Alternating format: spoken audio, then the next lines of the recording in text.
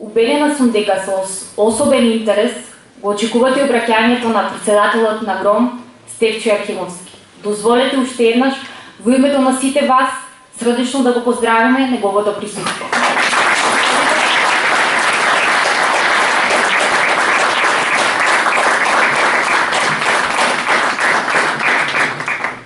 Добро вечер, почитувани граѓани на Берово. Некако ова општинска организација ја правиме понакрај. Дали малку се плашевте повеќе или пак не верувавте во тоа дека ние ќе направиме добра партија овде во Република Македонија и дека истото тоа ќе се случи и со Берово. Може би бевте малку поколебливи, но јас се уверувам дека станувате членови на една нова, на една современа, на една модерна партија, која што ќе понуди нова политичка опција на политичката сцена во Република Македонија. Се појавуваме затоа што сметаме дека црно-белата техника не е добра за Република Македонија, затоа што ваша судбина да биде или ВМРО-ДПМН или СДСМ, очигледно дека е недоволен ваш избор.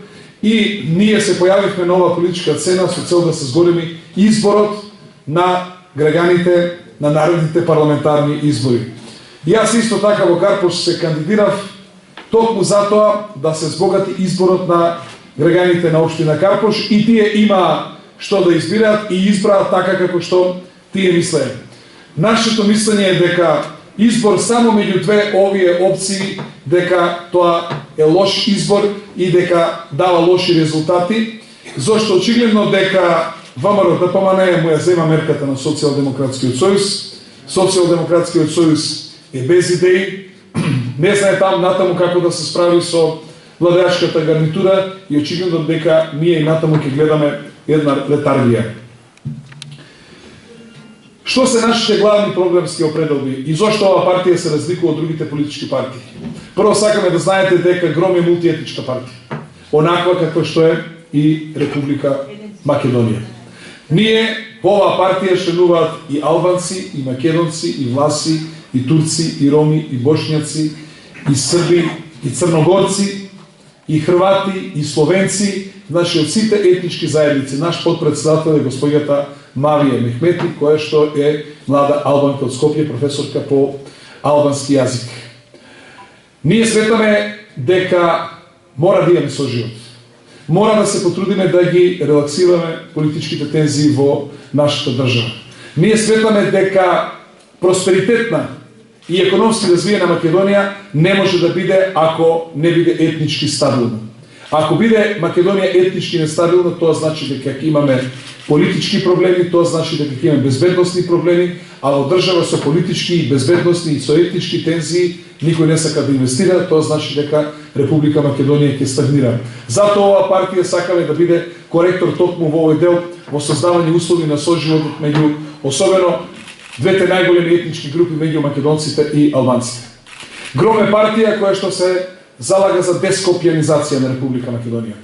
ГРОМ смета дека има живот секаде во Македонија, во сите нејзини делови, дека државата е должна да обезбеди барем приближно исти услови за живот, за стопанисување, исти инфраструктурни услови за сите граѓани на Република Македонија, да обезбеди барем приближно исти услови за образование, за култура, за спорт, да обезбеди барем приближни услови за водење на бизнис, за стопанска активност и така натаму и така натаму. Очигледно дека тоа во Република Македонија не се случува. Ние сме сериозно загрижени за тоа што денеска зборуваме за пусти села, меѓутоа како тргнала работата, за 15 години ќе имаме и пусти градови во Република Македонија, а тоа особено му се заканува на источниот дел на државата. Почитувани пријатели, јас изминативе 7-8 години многу ја и се движам по поранешна Југославија. Верувајте ми, искрено ви кажувам, дека по заостанат, односно по неразвиен дел од источниот дел на Македонија во цела бивша Југославија нема. И тоа навистина е загрижувачки и тоа сериозно мора да се посвети внимание на овој народ што живее во Источна Македонија и ние можевме да видиме дека сите овие години источниот дел на Македонија се запоставува во поддршката на економскиот развој, во поддршката на развојот на инфраструктурата, во поддршката на развојот на туризмот, на земјоделието, на ugostителството и така натаму и така натаму.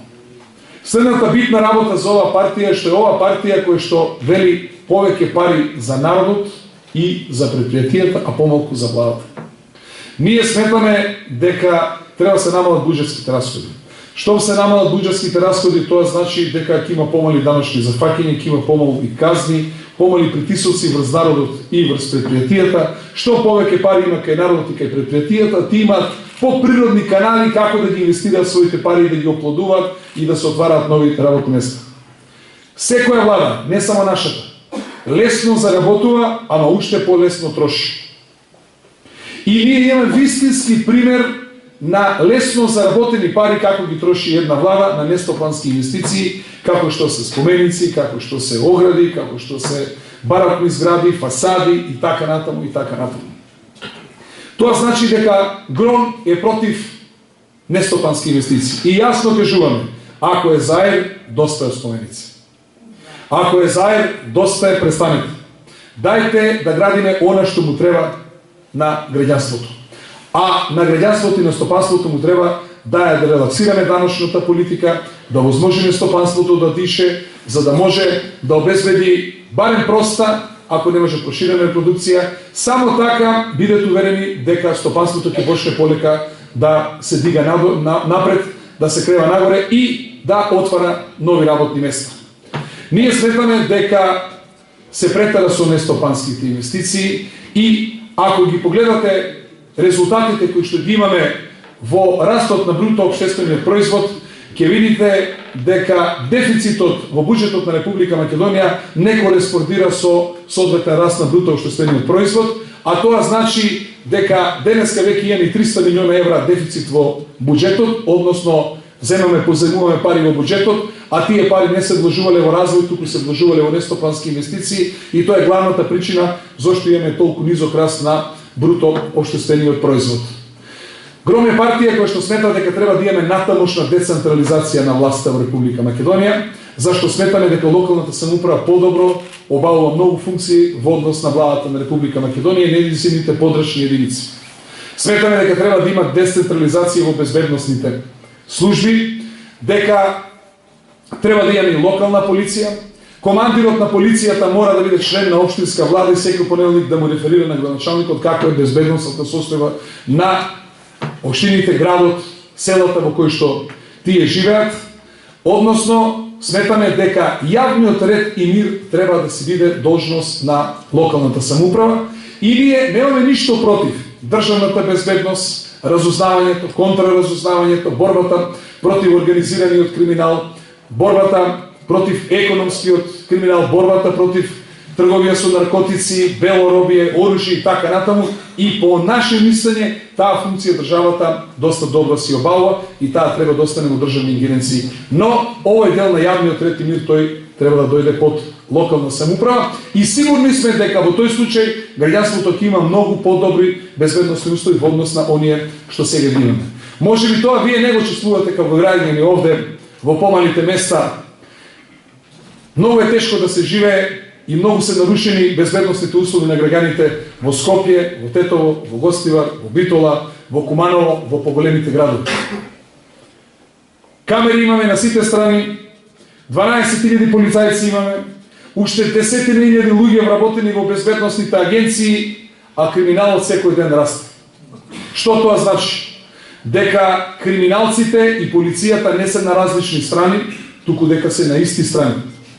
Дека поставуваме камери, ама нема кој да ги чита тие камери. Дека граѓаните се чувствуваат се по-небезбедни. Јас ќе ви дадам пример, кај нас во Картош. Сме ставиле камери по училиштата.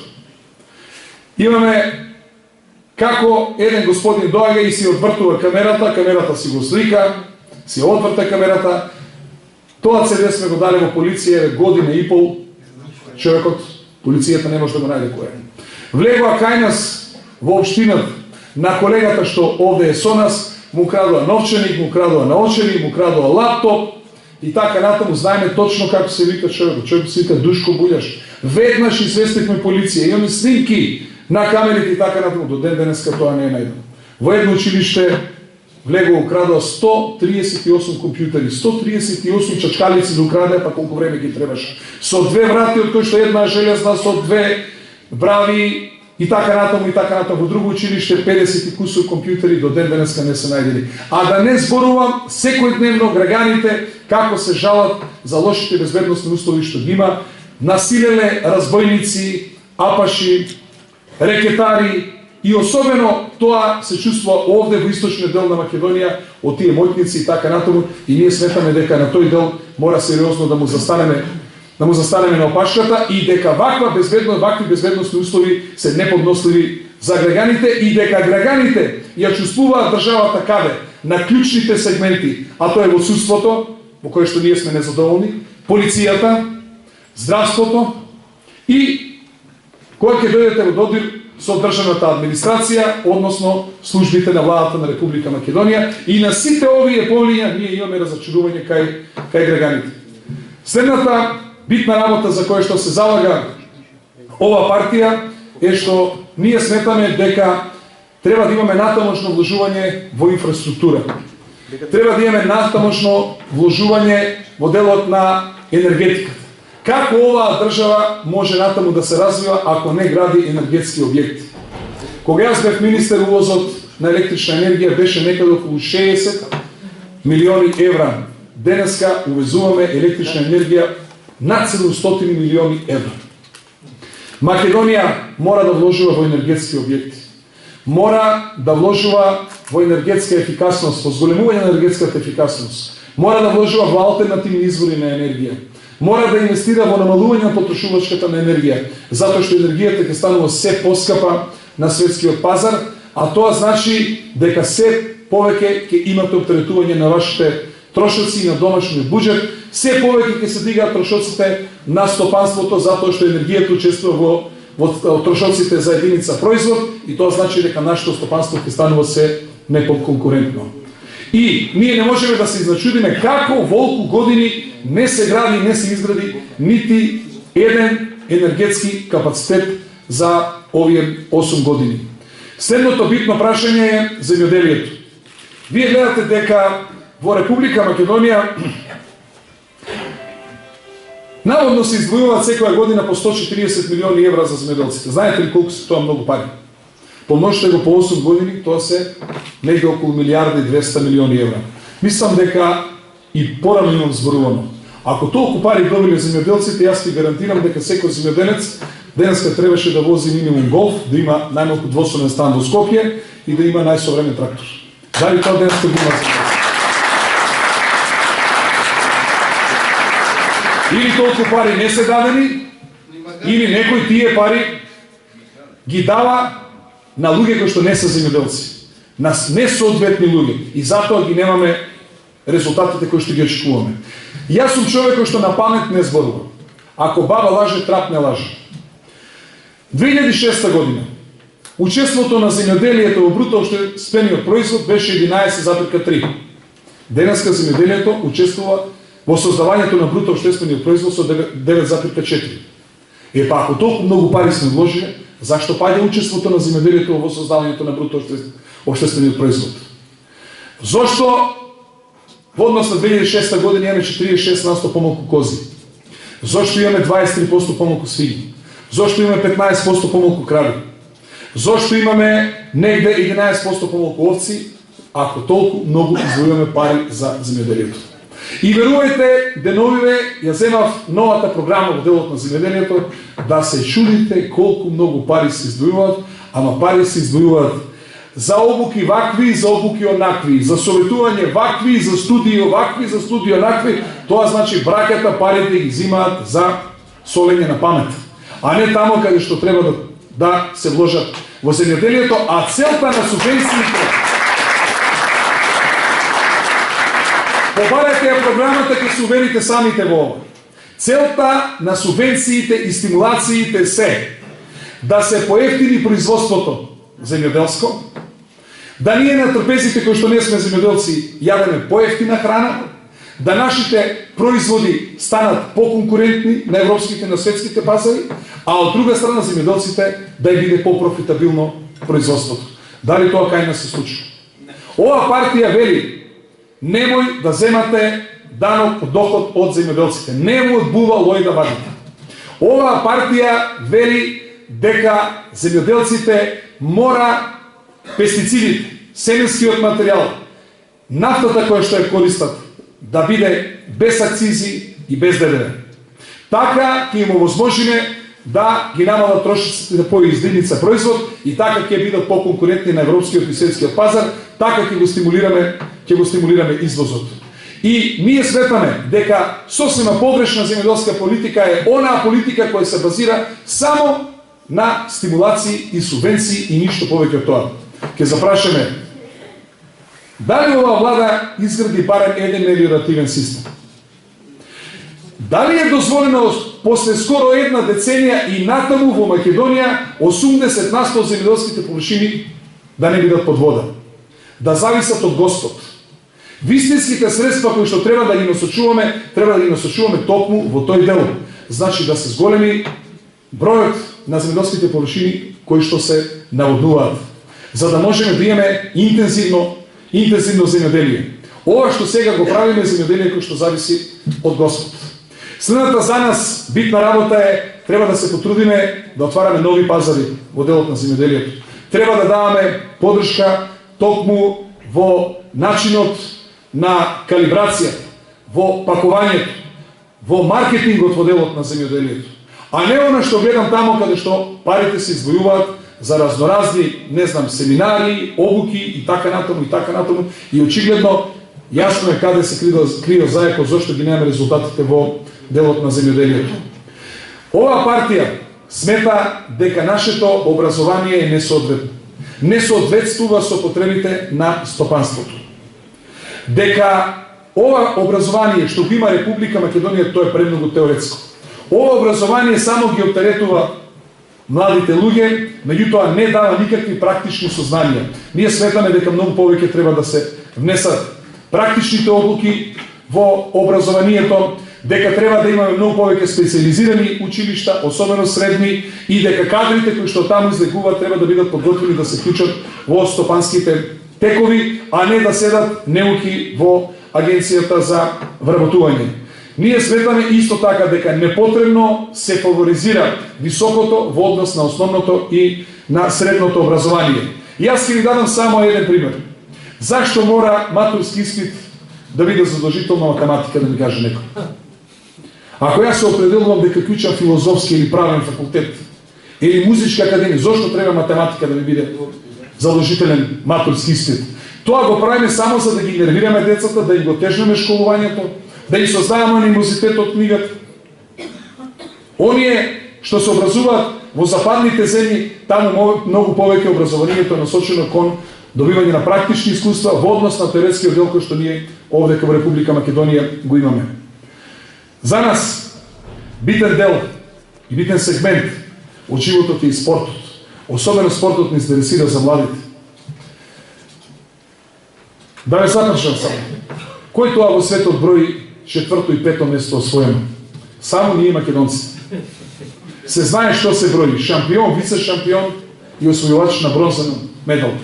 Кога ние од Македонија ќе се зрадуваме на некој олимписки медал, на некое прво место од европско и од светско првенство?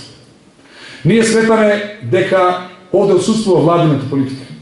Дека со 5-6 милиона евра Македонија ќе го дигне спортот, ќе ја дигне националната гордост, ќе имаме и олимпици. Не ли е срамота Република Македонија после 21 година постоење и натаму на Олимпијада дојде со wild card? Тоа значи колку да не има. По клjuč ни даваат да два-тројца наши надпреварувачи да ни се вее знамето на Олимпијадата без да освоиме олимписка норма. Ние сметаме дека државата мора да гарантира еднакви услови за спортување, минимални услови за спортување на спортистите од првата и од втората лига. Дали се работи за фудбал, за кошарка, за одбојка, за ракомет, поединечните спортови и така натаму и така натаму. Оваа држава имаше олимписки победници. Шабан Трстена. светски прваци, исто така беше Шабан Тестен.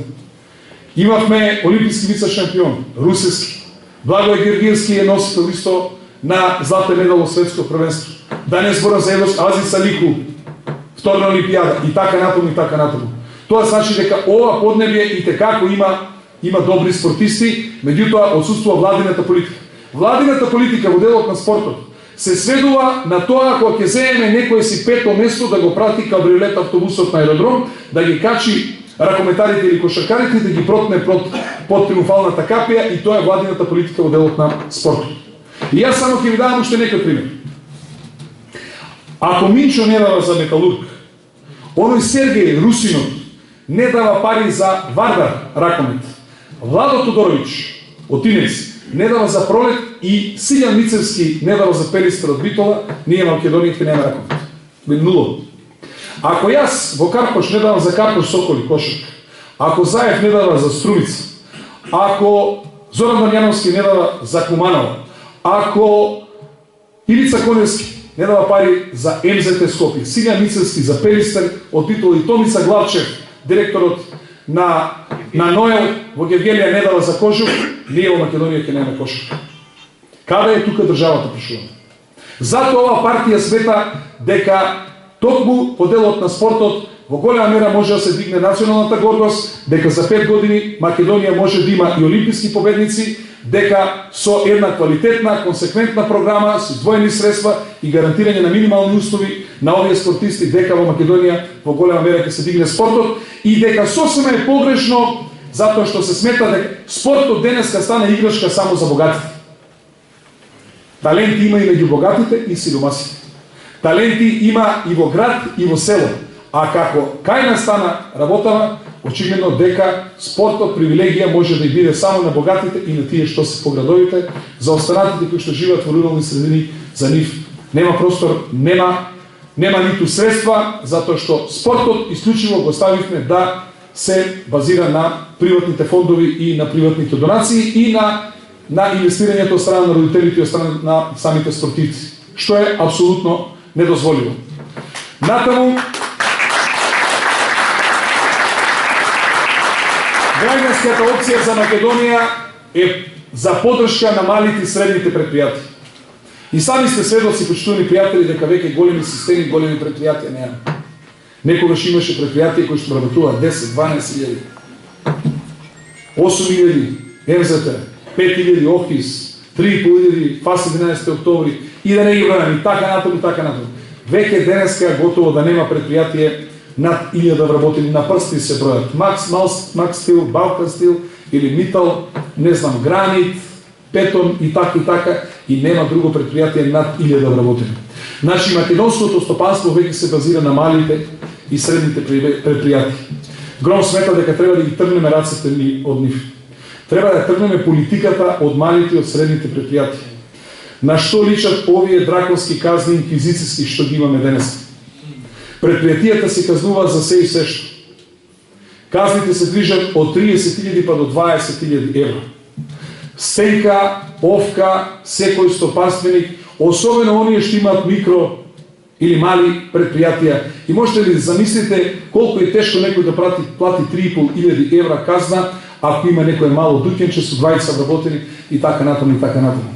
И сметаме дека и натамошно зголемување во буџетот токму пари од казни, дека тоа напротив ќе сурниса уште повеќе и онака кревката економија во Република Македонија и онака кревката приватна иницијатива што имаме. Сметаме дека оваа влада создаде погрешни очекувања, погрешни перспективи. Создаде очекување кај граѓанството дека единствен спас и единствена иднина треба да се бара во администрацијата. Тоа е концептот што го имаше Тодор Живков во Бугарија.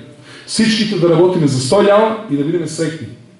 Ама администрацијата има ограничена можност, ограничена моќ. Ја гарантирам дека перспективата на младите луѓе не се 200 евра во администрација. Перспективата на младите луѓе треба да биде во приватниот сектор. Приватниот сектор има неограничени можности за развој. Приватниот сектор дава можност за развој, за напредок. Само ние како држава треба да ја поддржиме таа приватна иницијатива, да им овозможиме тие што се во приватниот сектор, бидејќи превзеле ризик, вработиле луѓе, да не им сметаме, туку да ги поддржуваме, за да се развиваат, да вработуваат луѓе, да се борат со конкуренција, да освајаат нови пазари надвор од Република Македонија. Ова што денеска се прави е чисто уништување на малото стопанство и практично перспектива во приватниот сектор не се гледа туку перспектива граѓаните на сосема погрешно место, а тоа е во администрацијата, која што има ограничена моќ и ограничен капацитет. Почитувани пријатели, ние се ближиме близко до избори. Најверојатно на 13 април оваа година ќе има сигурни председателски, а веројатно и предвремени парламентарни избори. Гром е партија која што одамна вели дека треба да одиме на избори, затоа што сметаме дека не е добро секоја година да правиме избори. Минатата година имавме избори, оваа ќе имаме и наредната. 4 месеца кога имаме избори, не функционира државата. Имаме техничка влада, имаме технички, општински раководства, не може да се продава, не може да се купи, не може да се носат одлуки, не може да се носат закони, цела држава ни е во застој, а не може тендери да се распишуваат, а тоа значи најмногу штета трпи економијата, трпи стопанството. Затоа е добро да ги споиме овие председателски и парламентарни избори. И мислам дека натаму сериозно треба да размислиме дали председателот ќе го бираме на непоследни избори или тој ќе се бира во парламентот, и второ, дали председателот треба да има 5 години мандат или треба 4. Америчкиот председател има 4, македонскиот има 5. Има ли логика, кажете ми тоа? Нема логика. Председателските избори треба да се врзат или за вообичаено треба да се врзат за локалните избори и тоа треба така да функционира, да има 4 годишен мандат и тоа е чиста работа, наместо вака да правиме секоја година избори.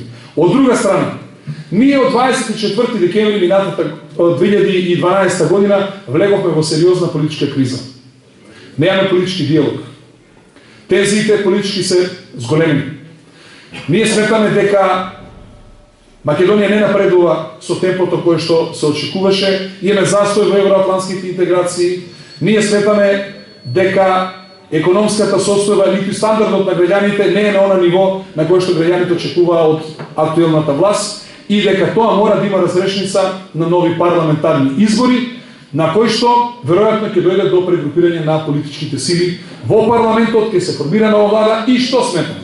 Сметаме дека ако повторно си победи ВМРО ДПМН, треба да си ја затвориме устата и да возможиме да мирно имаме мирен постизборен период, да може да се носат одлуки и решенија да се бара чаре натаму за државата.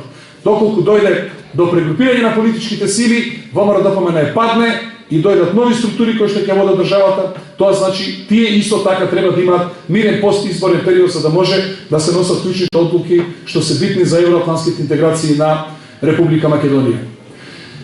Цело време се наоѓаше забелешка за тоа како бил изборниот закон, дека премногу се крадело и така натаму. Јас ќе ми дегреота да зборам за таква работа, затоа што со исти тој закон јас победувам веќе 2 пати. И против истата власт победувам 2 пати во Карпуш, и кај мене се слушаат дека носат, не знам, од други општини, им даваат лични карти во Карпуш и така натаму, видовте како убедливо победивме. И мислам дека ВМРО ДПМН е добар трик направи со тоа што сите забелешки на опозицијата ги прифати и направи закон по барањето на опозицијата. И мислам дека нема зашто повеќе СДСМ да плаче. Треба си одиме на избори. Какви се тие сега предлози? Ајде додиме на председателски избори да го тестираме како ќе ни функционирал законот. Па ве молам, што е ова пробно производство? Зашто сега бегаме од избори? Зашто не одиме на избори? Тоа е дел од мајскиот договор што е постигнат меѓу власта и опозицијата. И впрочем, како Социјалдемократскиот сојуз планира да дојде на власт ако бега од избори? Секоја опозиција сака да има што е можно почесто избори, така и на таков начин ќе ја рони власта и веројатно ќе се добере до власт. А ова е сосема една шизофрена и чудна ситуација. И на крајот, дали после вчерашните и денешните случувања во Социјалдемократскиот сојуз, бидејќи веројатно овде има и многу членови во Социјалдемократскиот сојуз, ви јасно зошто јас сум го напуштил Социјалдемократскиот сојуз и дали сум донел планарна одлука. Ако нема Социјалдемократскиот сојуз, што? Тоа да се измислува внатрешен непријател, еве ги повторно поделбите внатре, кои што сега се јавуваат, И сега, ако бе по Социјалдемократскиот сојуз, на која страна се определиш? На страната на Бранко, на страната на Заев, а после кога ќе биде мината меѓуседна пресметка, па следи нова пресметка меѓу Заев и Шекерински. Јас во тие работи не сакам да учествувам. Јас сметам дека ние донесовме одлука вистинска и во право време, дека донесовме одлука со која што излегнавме на избори, ја формираме оваа партија и сакаме натаму храбро да чекориме низ политичките води, низ политичките премрежија во Република Македонија. Ние сакаме да се бориме на политичката сцена, да дадеме своја понуда, нема да бегаме од избори, нашите ставови се јасни по сите прашања, вклучувајќи ги прашањето за името, нема округло па на ќош. Гром е за јасен и прецизен став. Нити на референдум сме добили име, ниту на референдум ќе го даваме. Ние доста им попуштивме на грците, го сменивме знамето, се сеќавате, го сменивме уставот, се откажавме од поддршката на нашите сонародници кои што живеат во соседните земји. Меѓутоа, досега Грција не направи ниту една оставка и изгора на тоа ја имаме пресудата на меѓународниот суд, која што е во наша корист. И мислам дека во тој дел треба да истраеме, треба да имаме единство и целата наша енергија треба да ја насочиме кон дипломатијата и кон убедување на странските дипломати дека Македонија треба да си го задржи своето име и дека овој проблем е измислен од страна на грците и дека Грција сериозно работи да ова биде статуство и да придонесе токму во разрешување на внатрешната состојба во Република Македонија и како што самиот премиер Грчки вели да се распадне во Република Македонија. Ние како партија јасно е нашата позиција и нашиот став токму по ова прашање. И вие кои што не поддржувате, кои што ќе бидете наши членови, натаму ќе бидете сведоци на тоа дека Гром секогаш ќе има јасни позиции и јасни ставови. На наредните избори Гром ќе оди самостојно. Можеби ќе имаме коалиција со помали партии, но не ниту со власта, ниту со опозицијата. Во зависност од тоа колку пратеници ќе земеме, ние ќе правиме коалиција со оној што ќе има најмногу гласови освоено на наредните парламентарни избори. Она што е за нас битно, дека Гром се појавува на сите рейтинг листи, од помалите партии единствено Гром има свој рейтинг, веќе се калкулира и со тоа колку пратеници ќе има граѓанската опција за Македонија. Јас се уверувам дека сте дошле во вистинска партија. Наша цел да направиме една партија, да се изјасниме со војна терминологија од среден дострел, која што ќе биде баланс на политичката сцена во Република Македонија и партија која што ќе ги цени вредностите на своите членови и каде што ќе видат најбитни резултатите. И за нас е битно оние што имат најголеми резултати и најдобри резултати, тие треба да ја водат партијата, оние со послаби резултати, тие треба исто така да работат во партијата, да најдеме начин како да им помагаме и сметам дека ова партија во која што ќе има внатрешна кохезија, ќе си помагаат луѓето едни со други и дека натаму заедно ќе се држиме во сите премрежија политички што ќе доаѓаат во Република Македонија. Сакам само да знamo едно. Нема плачење, нема назад. Власта нормално ќе си го прави своето, наше е да ја развиваме идејата за граѓанската опција за Македонија.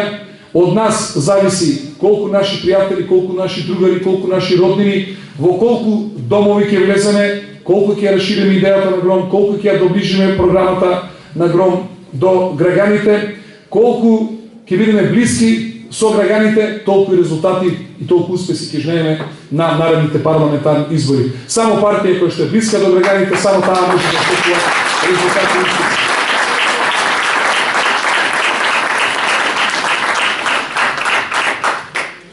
Ние сме партија која што сакаме во Македонија да има власт која што граѓаните ќе ја почитуваат, а не власт од која што граѓаните ќе се плашат.